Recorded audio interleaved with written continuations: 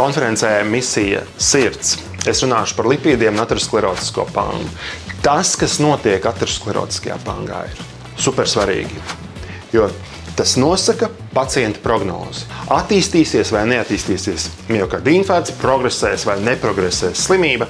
Konferencē mēs runāsim par jaunām metodēm, jauniem praktiskiem paņēmieniem, kā stabilizēt aterosklerotisko pangu. Mēs runāsim arī par to, kāpēc ateroskleroze skar gados jaunus pacientus, kāpēc 40-gadīgam pacientam ir miokarda infarkts un ko darīt ar šādiem pacientiem, kādi ieteikumi mums ir šeit. Konferences notiek laikā, kad es būšu pat bijis Eiropas kardiologu biedrības kongresā.